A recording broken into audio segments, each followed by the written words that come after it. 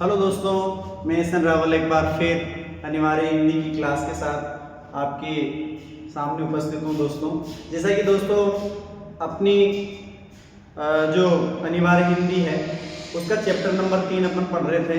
कुंवर नारायण जो कवि हैं वो अपन पढ़ रहे हैं और पढ़ क्या रहे हैं, हम उन चीज़ों पर डिस्कस कर रहे हैं जो इम्पोर्टेंट है, जो परीक्षा में आ सकते हैं, जो क्वेश्चन आ सकते हैं, जो व्याख्याएं आ सकती है, उन्हीं पर हम चर्चा कर रहे हैं। तो दोस्तों एक कविता कल कर चुके थे, बात करते अपन इसमें चिड़िया के बहाने, ये कर चुके थे और आज एक कविता और बचती इसकी बात सिद्धि पर। मैंने वैसे तो जो इम्पोर्टेंट पैराग्राफ है उसी को शामिल किया है जो एग्जाम में आ सकता है और कुछ क्वेश्चन भी हैं जो मैंने शामिल किए हैं। तो दोस्तों आज की क्लास को शुरू करते हैं। तो यदि आप मेरे YouTube चैनल से नए जुड़े हैं तो आप सब्सक्राइब कीजिए दोस्तों, कमेंट कीजिए, लाइक कीजिए और शेयर कीजिए दोस्तों। ठीक है दोस्तों, क्लास की शुरुआत करते हैं। देखो, हमारी आज की कविता है बात सिद्धि पर। थोड़ा सा कविता के बारे में डिस्कस कर लेते हैं। ठीक है, बात सिद्धि थी। ठीक है, कवि कुंवर नारायण है, आपको चित्र से पता है कौन है, कुंवर नारायण। ठीक है दोस्तों, इस कविता की यदि बात करें तो कविता का यदि सार हम देखें, कविता के सार की यदि बात करते हैं तो इस कविता में मुख्य तौर पर कवि ये बताना चाहता है कि हमें कोई भी चीज लिखने के लिए, हमारे मन के भावों को लिखने के लिए, प्रकट करने के लिए, विचारों को प्रकट करने के लिए हमेशा सरल भाषा का प्रयोग करना चाहिए ताकि ज़्यादा से ज़्यादा वो क्या हो सके, समझ में आ सके और हम हमारे भावों को, विचारों को प्रभावपूर्ण तरीके से भाषा के माध्यम से अभिव्यक्ति दे सके। दोस्तों क्या होता है कि जब हम भाषा की सजावट पर लग जाते हैं, भाषा को सजाने में जब हम लग जाते हैं तो जो हमारे विचार होते हैं, हमारे जो भाव होते हैं, उन्हें हम प्रभावपूर्ण तरीके से क्या नहीं कर पाते, व्यक्त नहीं कर पाते। ठीक है, और कविता जो होती है वो प्रभावशाली नहीं बन पाती है। ये इस कविता का क्या है, सार है। यानी कि हमें कवि ये भी कहता है कि जिस अर्थ के लिए जो शब्द बना है, जिस अर्थ के लिए जो शब्द बना है उसी शब्द का प्रयोग यदि हम क्या करते हैं, करेंगे, तो भाषा अपने आप ही क्या होगी, प्रभावशाली बनेगी।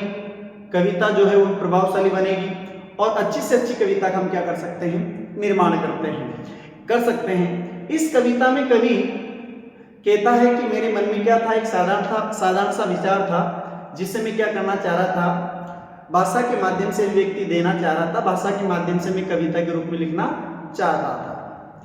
कवि जब क्या करता है कि अपने भावों को, विचारों को कविता के रूप में लिखने लगता है, तब कहीं ना कहीं कवि के मन में अभिमान का भाव आ जाता है, घमंड का भाव आ जाता है। कवि सोचता है कि मैं प्रभावशाली या पांडित्यपूर्ण भाषा का प्रयोग करूं, विशेष प्रकार की भाषा का प्रयोग करूं ताकि लोग मुझे विद्वान समझें। और इसी उद्देश्य की पूर्ति के लिए कवि क्या करता है, अपने भावों और विचारों को प्रकट करने के लिए विशेष प्रकार की भाषा का प्रयोग करता है, पांडित्यपूर्ण भाषा का प्रयोग करता है, जिसके कारण जो बात वो कहना चाह रहा था, जो भाव वो प्रकट करना चाह रहा था, जो विचार वो प्रकट करना चाह रहा था, वे विचार, वे भाव उस कठिन भाषा में उलझ करके रह जाते हैं और वो अपने भावों को, विचारों को सरल तरीके से प्रकट नहीं कर पाता है। कवि कोशिश करता है कि वो भाषा को सरल बनाए ताकि जो भाव, विचारों, कविता के रूप में लिखना चाह रहा है वो कविता प्रभावशाली हो सके, लेकिन कवि ऐसा करने में असमर्थ रहता है। वो भाषा की कसावट को ढीला करना चाहता है, लेकिन भाषा सरल तो नहीं होती और ज़्यादा कठिन होती चली जाती है और अंत में कवि जिस कविता की रचना करता है वो कविता प्रभावपूर्ण तरीके से लोगों को यूं कह सकते हैं कि लोगों को प्रभावित नहीं कर पाती। उसका भाव पक्ष जो है वो इतना मजबूत नहीं बन पाता जितना कि उसका कला पक्ष मजबूत बनता है। ये इस कविता का क्या है दोस्तों, सार है। अब बात अपन करते हैं कि इस कविता में से जो पैराग्राफ आ सकता है परीक्षा में, उस पर हम चर्चा करते हैं। तो आइए दोस्तों देखिए, बात करते हैं। इस कविता का हमने केवल एक पैराग्राफ लिया है जो 3 बार बोर्ड की परीक्षा में आ चुका है। 2012 में भी आ चुका है, 2014 में आ चुका है, 2017 में आ चुका है और 2024 में आ चुका है। यानी कि ये पैराग्राफ इस कविता का सबसे ज्यादा इंपॉर्टेंट पैराग्राफ है। हो सकता है 2026 में भी आ जाए। तो दोस्तों मैंने वो पैराग्राफ शामिल किया है, तो आप ज़्यादा से ज़्यादा लाइक कीजिए, कमेंट कीजिए, शेयर कीजिए दोस्तों, ताकि इन क्लासों का फ़ायदा सभी को पहुंच सके। और बार बार मैं कहूँ अच्छा भी नहीं लगता है, क्योंकि आप सब जानते हो कि बंदे की अदा देख करके पता करना चाहिए कि उसकी रजा क्या है। हर बात मुझसे बयां हो तो फिर मजा ही क्या है।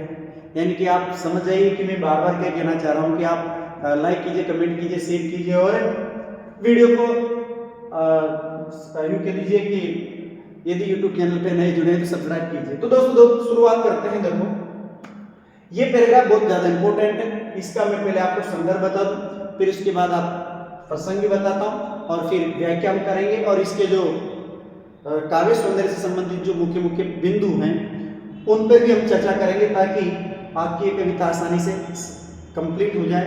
देखो दोस्तों संदर्भ हम लिख देंगे कि प्रस्तुत काव्यांश हमारी पाठ्य पुस्तक आरोह भाग 2 में संकलित कविता बात सिद्धिति से लिया गया है, जो कवि कुंवर नारायण द्वारा रचित है। ये तो हो गया दोस्तों क्या, इसका संदर्भ क्या हो गया, संदर्भ हो गया। फिर बात करते हैं प्रसंग पर।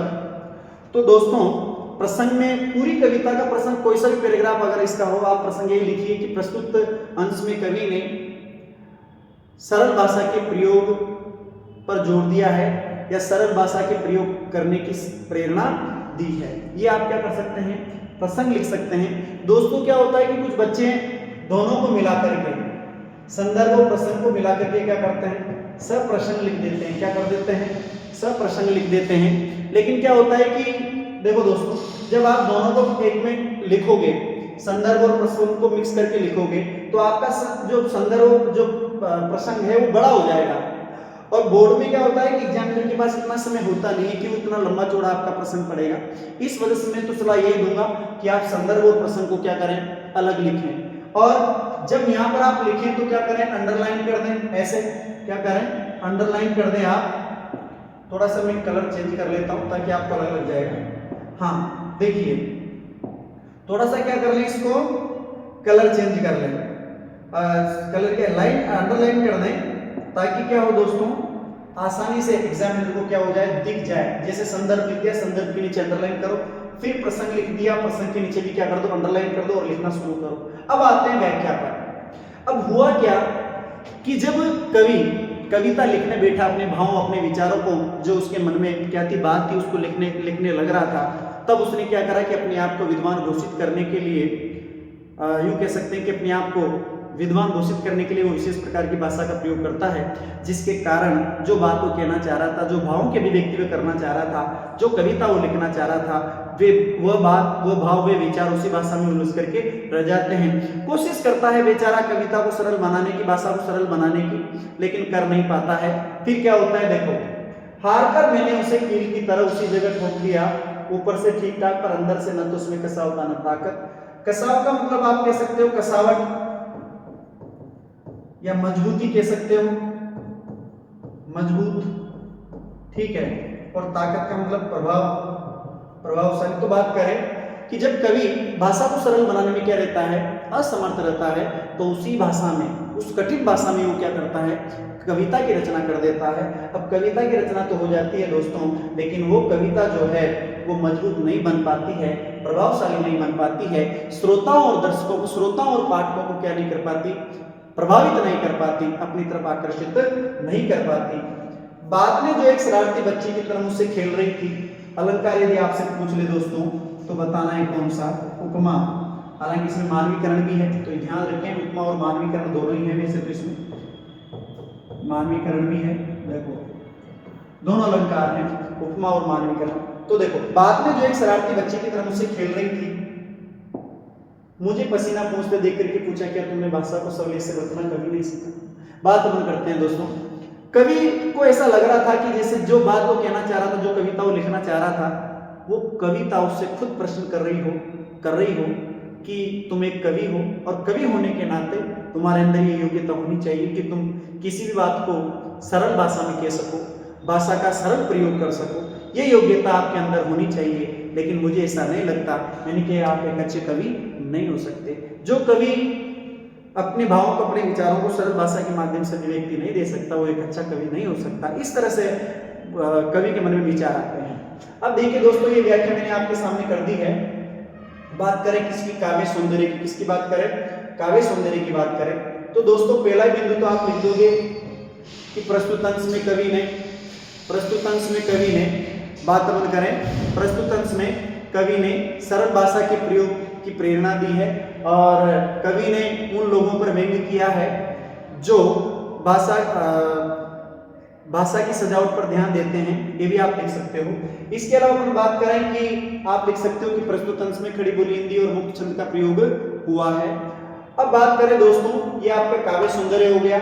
इसके बाद देखते हैं महत्वपूर्ण प्रश्न उत्तर जो एग्जाम की दृष्टि से क्या है, महत्वपूर्ण आ सकते हैं। पहला क्वेश्चन देखिए, सीधी सी बात किसके चक्कर में फंस गई?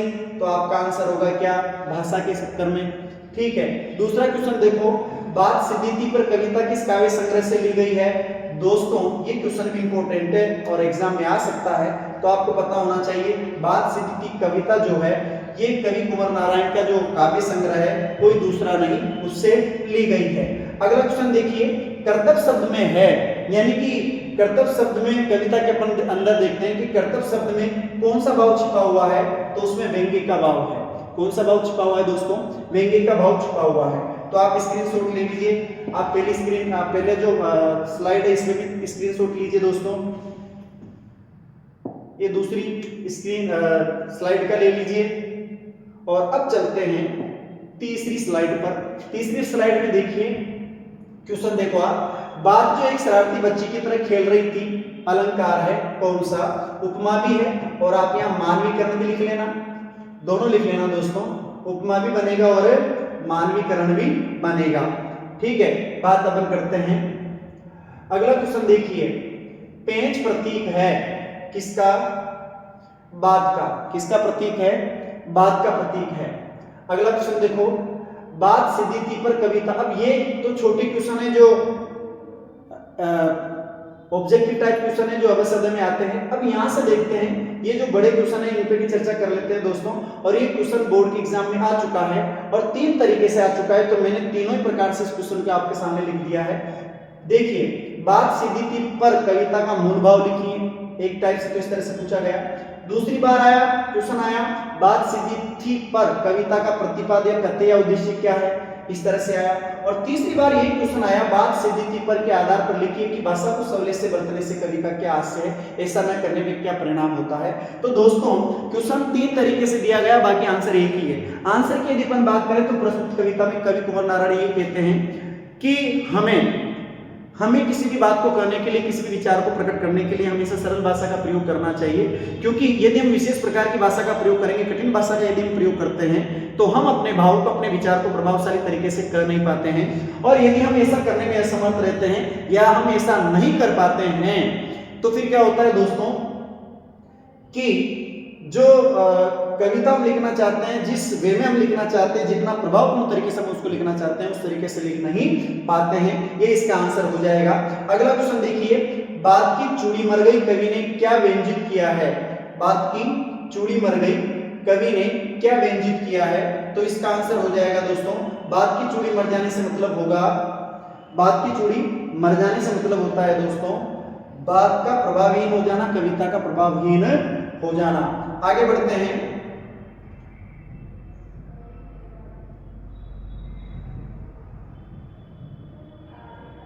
ठीक है दोस्तों, अगली क्लास में देखते हैं